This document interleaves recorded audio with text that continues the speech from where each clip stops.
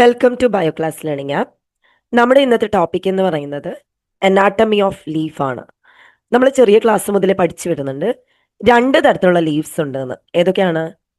Dicot ലീഫും monocot ലീഫും, അല്ലേ? ആ ഒരു ഡിഫറൻസ് നമുക്ക് ഏകദേശം അറിയാം. അതായത് ആ റെറ്റിക്കുലേറ്റ് വീനേഷൻ ആണെങ്കിൽ ഡൈക്കോട്ടാണ്, പാരലൽ വീനേഷൻ ആണെങ്കിൽ മോണോക്കോട്ടാണ്. ഇത്ര വരെ നമുക്കറിയാം, അല്ലേ? നമുക്ക് ലീവ്സിന്റെ അനാട്ടമി ഒന്ന് ഡീറ്റെയിൽ ആയിട്ട് പഠിക്കാം. അപ്പം നമ്മൾ ലീവ്സിന്റെ അനാട്ടമിയിൽ ഫേസ്റ്റ് ആയിട്ട് നമുക്ക് പഠിക്കാനുള്ളതാണ് ഡൈക്കോട്ട് ലീഫ് എന്ന് പറയുന്നത്. ഡൈക്കോട്ട് ലീഫിനെ നമ്മൾ സാധാരണ ഡോർസി വെൻട്രൽ ലീഫ് എന്നുള്ള രീതിയിലാണ് വിളിക്കുക. കാരണം അതിന്റെ രണ്ട് സർഫസ് എന്താണ്? ഡിഫറെൻ്റ് ആണ്. It is Dorsey ventrally flat and both surfaces are different. മുകളിലുള്ള സർഫസിനെ നമ്മൾ വിളിക്കും അഡാക്ഷ്യൽ സർഫസ്, താഴത്തതാണെങ്കിലോ എബേക്ഷ്യൽ സർഫസ് എന്നും കൂടി വിളിക്കും. ഓക്കെ, അപ്പോൾ ആ രണ്ട് സർഫസിലുള്ള എപ്പിഡെർമിസ് എന്താണ്? ഡിഫറെൻ്റ് ആണ്. സാധാരണഗതിയിൽ ഒരു ഡൈക്കോട്ട് ലീഫ് എടുക്കുമ്പോൾ പ്രധാനമായിട്ടും 3 ഭാഗങ്ങളാണ് വരുന്നത്. ഒന്ന് എപ്പിഡെർമിസ് ആണ്, പിന്നെ മീസോഫിൽ ആണ്, then vascular system. So which are the 3 parts? Epidermis, mesophyll, vascular system. Okay, അതിൽ ആദ്യത്തെ ഭാഗമായിട്ടുള്ള എപ്പിഡെർമിസിനെ കുറിച്ച് നമുക്കൊന്ന് നോക്കാം. നിങ്ങൾ എപ്പിഡെർമിസ് കാണുന്നുണ്ടോ? ഈ ലീഫിന് ഏതൊക്കെ എപ്പിഡെർമിസ് അവിടെ കൊടുത്തിട്ടുള്ളത്? മുകളിലുള്ള അപ്പർ എപ്പിഡെർമിസ്, അല്ലെ? അപ്പർ ലീഫ് സർഫസിൽ കാണുന്ന എപ്പിഡെർമിസ് ആണ് എഡാക്ഷ്യൽ എപ്പിഡെർമിസ് അല്ലെങ്കിൽ അപ്പർ എപ്പിഡെർമിസ് എന്ന് പറയുന്നത്. അപ്പൊ ലോവർ സർഫസിൽ കാണുന്നതോ? അതാണ് അബാക്ഷ്യൽ എപ്പിഡെർമിസ് ഓർ ലോവർ എപ്പിഡെർമിസ് എന്ന് പറയുന്നത്. ഇത് രണ്ടും ഡിഫറെൻ്റ് ആണ്. നിങ്ങൾ നോക്കി എന്താണ് അതിന്റെ ഡിഫറൻസ് എന്നുള്ളത്. ആ ഡിഫറൻസ് പറയുന്നതിന് മുന്നേ നമുക്ക് ഒരു കാര്യം കൂടി പറയുന്നുണ്ട്. എന്താണ്? ഒരു ക്യൂട്ടിക്കിൾ കൊണ്ട് കവർ ചെയ്തിട്ടുണ്ട്. And that's a conspicuous cuticle. വളരെ ക്ലിയർ ആയിട്ട് നമുക്കത് കാണാൻ പറ്റും, അല്ലെ? അതായത് ഈ എപ്പിഡെർമിസിന്റെ മുകളിൽ എന്തുണ്ട്? There is A thin covering over the epidermis. ആ കവറിങ്ങിനെ നമ്മൾ എന്താ വിളിക്കുന്നത്? അതാണ് ക്യൂട്ടിക്കിൾ എന്ന് പറയുന്നത്. വളരെ വ്യക്തമായിട്ട് നമുക്കത് കാണാൻ പറ്റും. ഓക്കെ, ഇനി നമ്മൾ ഡീറ്റെയിൽ ആയിട്ട് നോക്കുകയാണെങ്കിൽ ഈ അഡാക്ഷ്യൽ എപ്പിഡെർമിസും അബാക്ഷ്യൽ എപ്പിഡെർമിസും നോക്കുമ്പോൾ നിങ്ങൾക്ക് എന്താണ് ഡിഫറൻസ് കാണുന്നത്? അബാക്ഷ്യൽ എപ്പിഡെർമിസ് കണ്ടിന്യൂസ് ആണ്. അഡാക്ഷ്യലോ കണ്ടിന്യൂസ് ആണോ? അല്ല. അവിടെ എന്ത് കാണാൻ പറ്റുന്നുണ്ട് നമുക്ക്? ഇതാ സ്റ്റോമ കാണാൻ വേണ്ടി പറ്റുന്നുണ്ട്. സ്റ്റോമ എന്താണ്? സ്റ്റൊമാറ്റയുടെ ഓപ്പണിംഗ് ആണ് സ്റ്റോമ, അല്ലെ? ആ സ്റ്റോമ ഉള്ളത് എവിടെയാണ്? അബാക്ഷ്യൽ എപ്പിഡെർമിസിലാണ്. അബാക്ഷ്യൽ എപ്പിഡെർമിസിലാണ് ഏറ്റവും കൂടുതൽ സ്റ്റൊമാറ്റ ഉണ്ടാവുന്നത്. ഓക്കെ, അതായത് ലോവർ സർഫസിൽ. അപ്പർ സർഫസ് ആണെങ്കിലോ അപ്പർ സർഫസിൽ എന്താണ്? വളരെ കുറച്ചേ ഉണ്ടാവും. Or may even lack stomata. ചിലപ്പോൾ സ്റ്റൊമാറ്റ ഒട്ടും ഉണ്ടാവില്ല. ഇപ്പൊ ഇവിടുത്തെ അപ്പർ സർഫസ് അങ്ങനെയാണ്. അഡാക്ഷ്യൽ എപ്പിഡെർമിസിൽ നമുക്ക് എവിടെയും സ്റ്റൊമാറ്റ കാണാൻ പറ്റില്ല. ക്ലിയർ ആണോ? So that's about what epidermis. Okay, രണ്ട് ടൈപ്പ് ഉണ്ട്, എഡാക്ഷ്യലും അബാക്ഷ്യലും. അഡാക്ഷ്യലാണെങ്കിൽ ചിലപ്പോൾ മാത്രമേ എന്തുണ്ടാവുന്നുള്ളൂ? Stomata. Few or no stomata will be there. But abaxial epidermis carries more number of what stomata.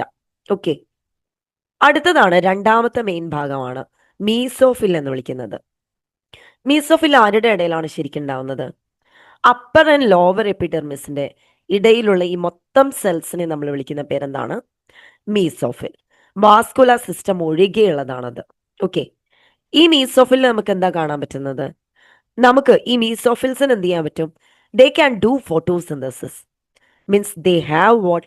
A special kind of cell organelle that is chloroplast, അല്ലെ? ഈ ക്ലോറോപ്ലാസ്റ്റിന്റെ പ്രത്യേകത എന്താ?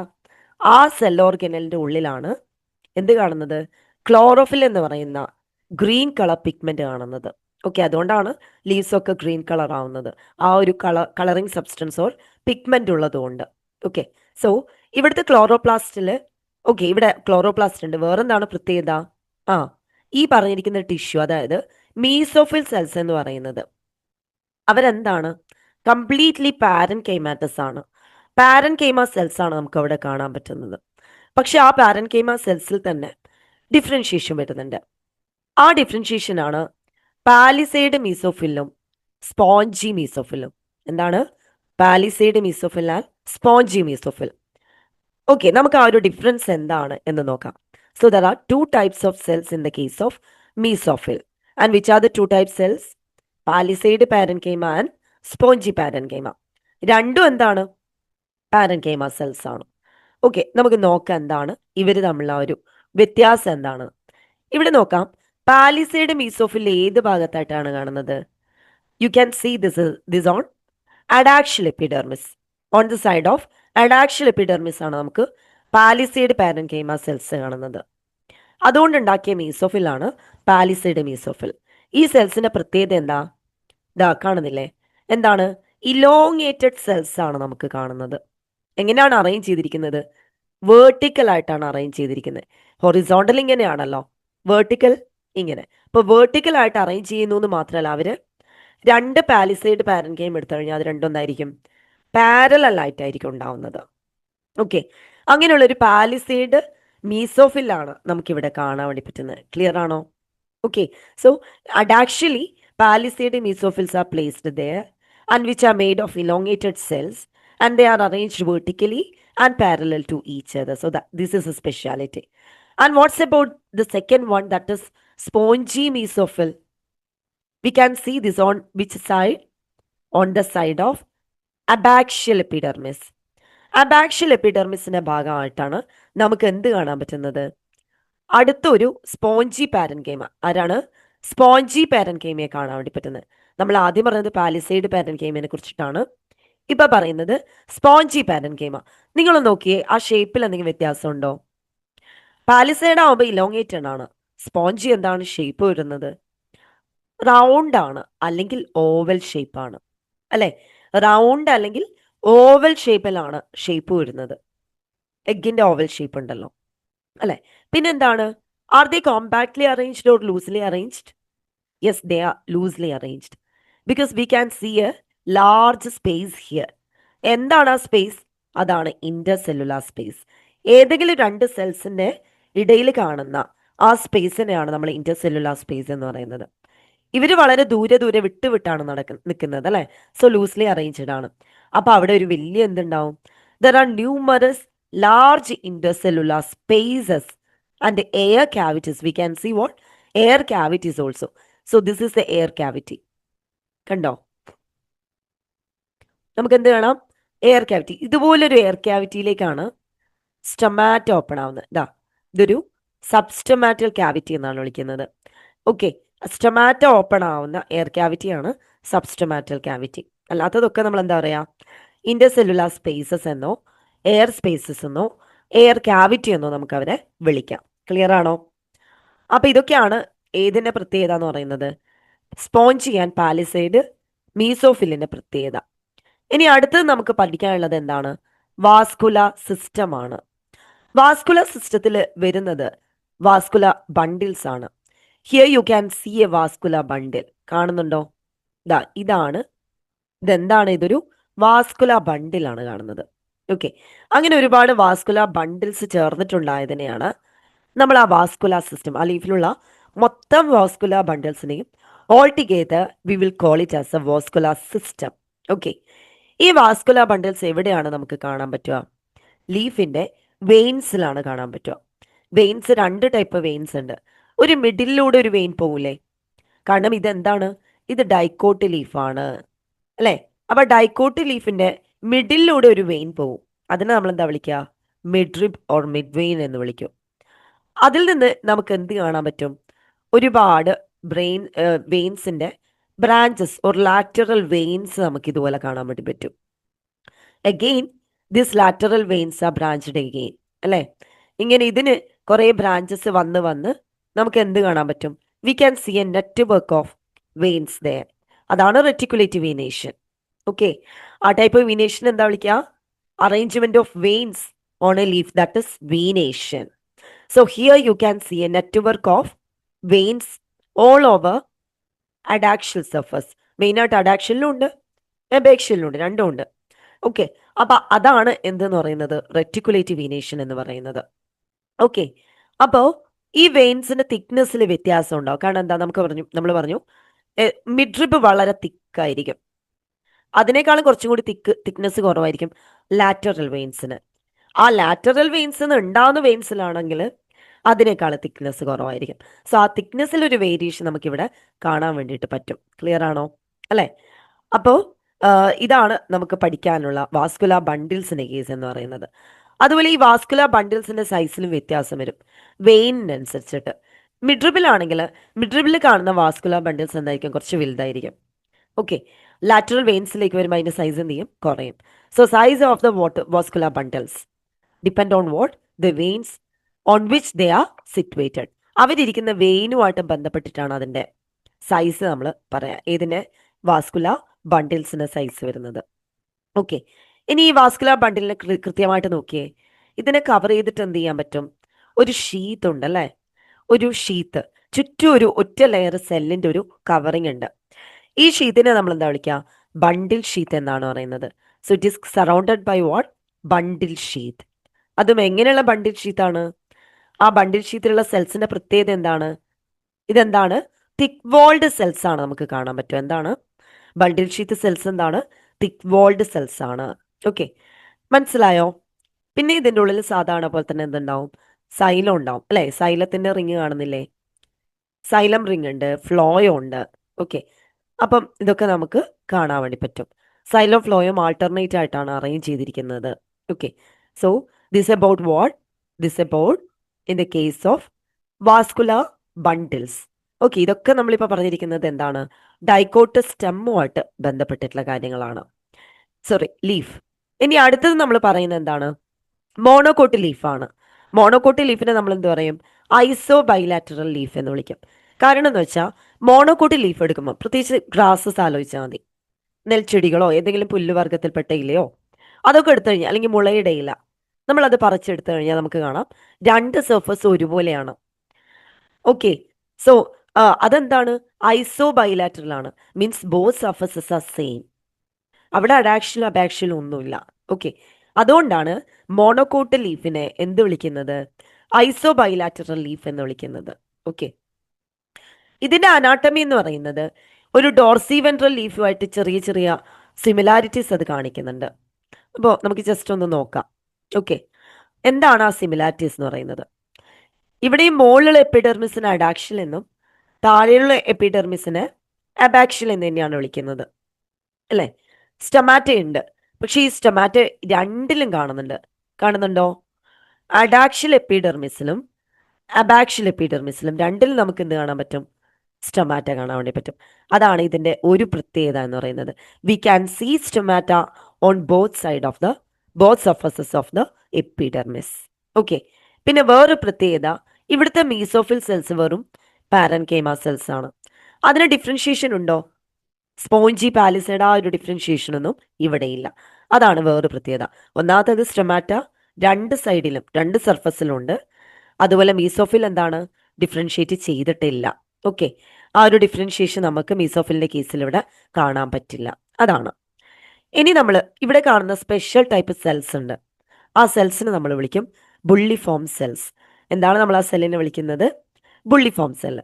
ഇത് പ്രത്യേകിച്ച് എവിടെയാണ് കാണുന്നതെന്ന് വെച്ചാൽ അഡാക്ഷ്യൽ എപ്പിഡെർമിസിലാണ് കാണുന്നത്.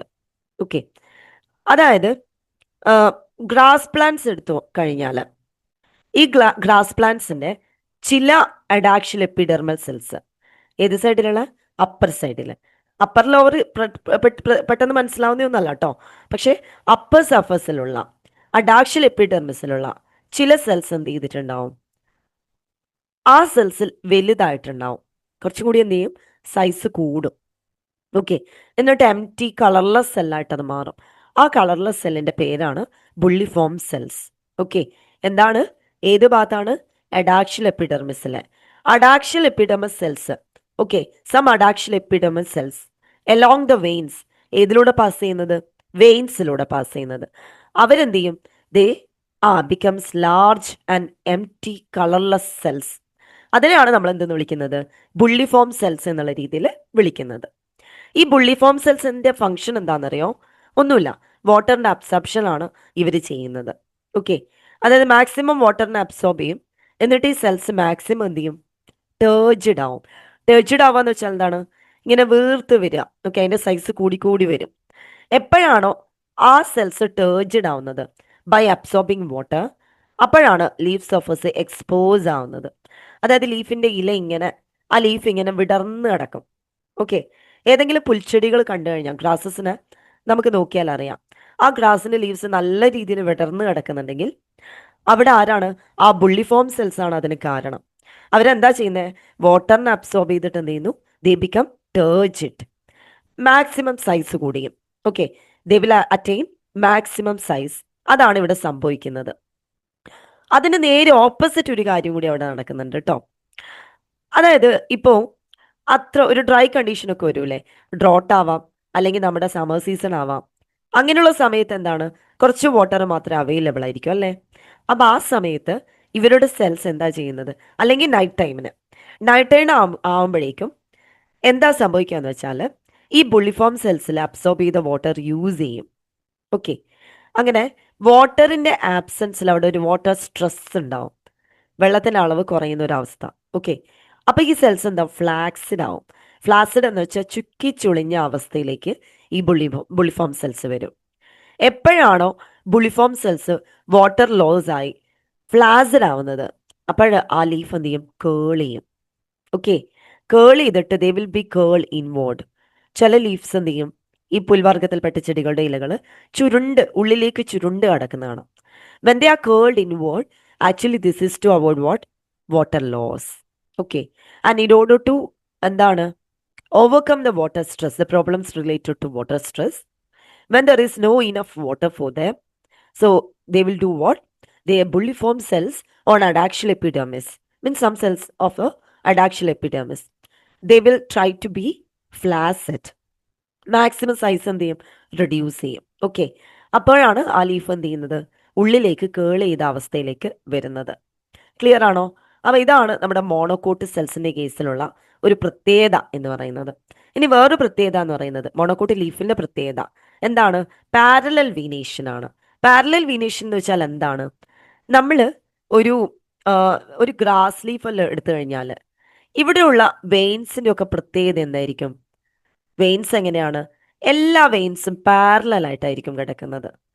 ഇതുപോലെ പാരലൽ ആയിട്ട് കിടക്കും. മാത്രമല്ല ആ വെയിൻസ് ഒക്കെ എന്താണ്? സെയിം സൈസ് ആയിരിക്കും. അവിടെ മിഡ്രിപ്പ് ഇല്ല, ലാറ്ററൽ വെയിൻസ് ഇല്ല, ബ്രാഞ്ചസ് ഇല്ല. എല്ലാവരും എന്താണ്? ഒരുപോലെ ഒരു സെയിം തിക്നെസ് ആയിരിക്കും, സെയിം സൈസ് ആയിരിക്കും. So that is parallel venation. So that kind of arrangement of veins on A monocot leaf, and that is parallel venation. Okay, clear ആണോ? അപ്പൊ അവിടുത്തെ വാസ്കുലർ ബണ്ടിൽസിന്റെ സൈസും എന്തായിരിക്കും? സെയിം ആയിരിക്കും, എക്സെപ്റ്റ് ഇൻ മെയിൻ വെയിൻസ് എന്ന് പറയുന്നുണ്ട്. Main veins എന്ന് പറയുമ്പോൾ ഇതിലുള്ള ചില വെയിൻസ് എന്തായിരിക്കും? കുറച്ചും കൂടി വലിയതായിരിക്കാം ചിലത്. ഓക്കെ, ചിലതിൽ സിമിലർ ആയിരിക്കാം. ചിലതിൽ എന്താണ്? ചില വെയിൻസിന് എന്താണ്? കുറച്ചും കൂടി തിക്നെസ് ഉള്ളതായിട്ട്. തിക്നെസ് ഉള്ള ഒരു മെയിൻ വെയിൻ അല്ല ഇവിടെ ഉള്ളത്, മിഡ്രിബില്ല. തിക്നെസ് ഉള്ള ഒന്നിലധികം മെയിൻ വെയിൻസ് ഉണ്ടാവാം. അവർക്ക് മാത്രം എന്തായിരിക്കും? വാസ്കുലർ ബണ്ടിൽ വലുതും ബാക്കിയുള്ളതിനൊക്കെ സെയിം സൈസ്, അതായത് ചെറുതുമായിരിക്കും. ഓക്കെ, ക്ലിയർ ആണോ? അപ്പൊ ഇതാണ് നമ്മുടെ എന്തെന്ന് പറയുന്നത്? മോണോകോട്ട് ലീഫിന്റെ പ്രത്യേകത എന്ന് പറയുന്നത്. ഓക്കെ, അപ്പൊ നമ്മൾ ഇന്നത്തെ ക്ലാസ്സിൽ പഠിച്ച എന്താണ്? മോണോകോട്ട് ആൻഡ് ഡൈക്കോട്ട് ലീഫിന്റെ അനാട്ടമിയാണ്. ആ അനാട്ടമിക്കൽ ഡിഫറൻസ് എന്ത് ചെയ്യുക? നിങ്ങളൊന്ന് നോക്കുക. ഓക്കെ, അതായത് ഡൈക്കോട്ട് ലീഫിലുള്ള അഡാക്ഷ്യൽ ആൻഡ് അബാക്ഷ്യൽ എപ്പിഡെർമിസിന്റെ ആ ഒരു വ്യത്യാസമാണ് പ്രധാനം. പിന്നെ ഡൈക്കോട്ടിലാണ് ബണ്ടിൽ ഷീത്ത് സെൽസ് കാണുന്നത്. പാലിസാഡ് സ്പോഞ്ച് ഡിഫറൻഷിയേഷൻ വരുന്നത് ഡൈക്കോട്ടിലാണ്. ഓക്കെ, അപ്പൊ അങ്ങനെയുള്ള കുറച്ച് വ്യത്യാസങ്ങൾ എന്ത് ചെയ്യുക? മനസ്സിലാക്കുക. അതുപോലെ റെറ്റിക്കുലേറ്റ് വിനേഷൻ ഡൈക്കോട്ടിലും പാരലൽ വിനേഷൻ മോണോകോട്ടിലുമാണ് കാണുന്നത്. ക്ലിയർ ആണോ? അപ്പൊ ഇതാണ് അനാട്ടമി ഓഫ് ലീഫ് എന്ന് പറയുന്നത്.